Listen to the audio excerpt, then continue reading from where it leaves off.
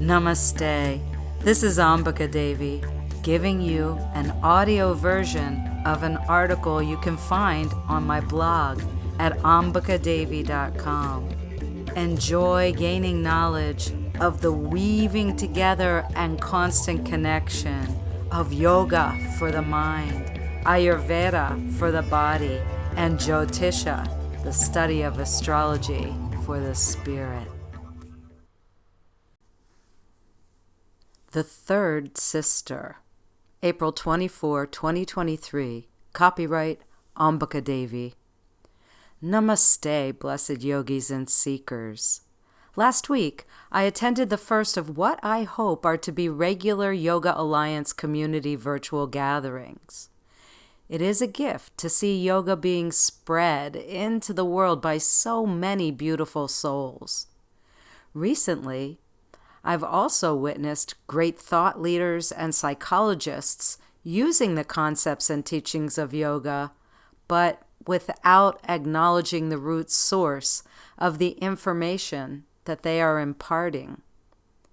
Many workshops entitled breathwork are popping up with not even a nod to the original source of the information, which is pranayama, a limb of the great tree of life science that yoga provides humanity. The wisdom of yoga comes to us from the Vedas, a grouping of 4 texts, each subdivided into 4 sections. Though religious groups have formed their philosophies from these ancient writings, the Vedas themselves are not a religion, but in fact science by which to live one's life.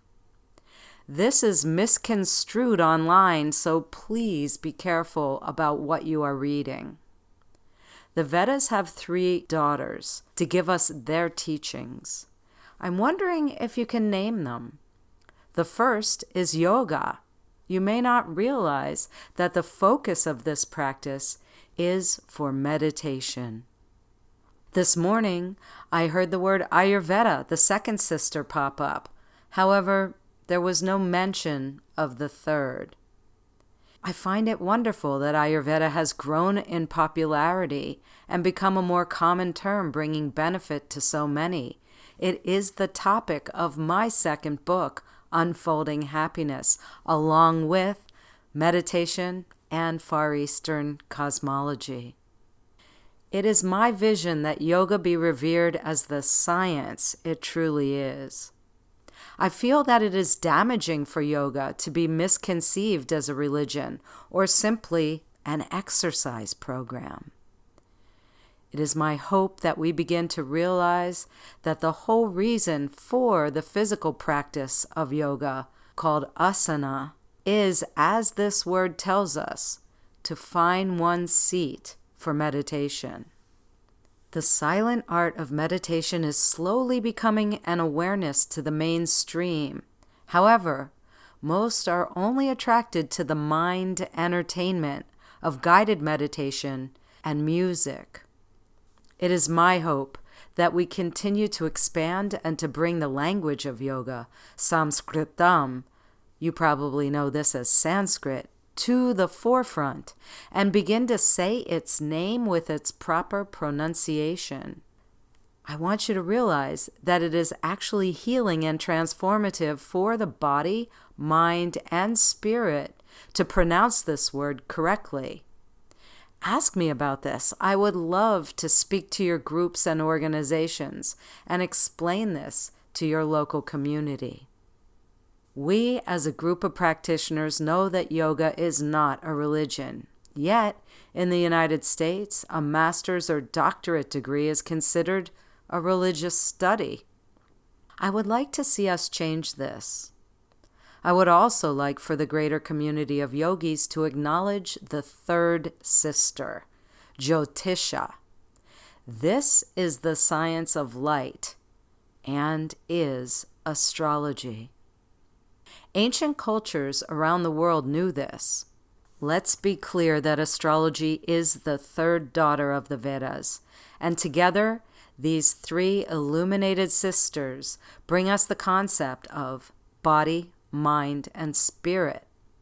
Ayurveda is for the body and the physical surroundings.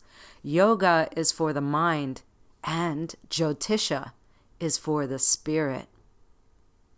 I want you to think of astrology not as a pop culture page in a periodical, but as a time clock. This is how we determine dharma and the timing along life's path. It gives us the optimum moments to get the most out of any aspect of our practices. I invite you to become a client and work with me so that I can give you tools and knowledge that answer your burning questions in your first session. During it, we will address health and wellness, location, timing, and all of your potentials.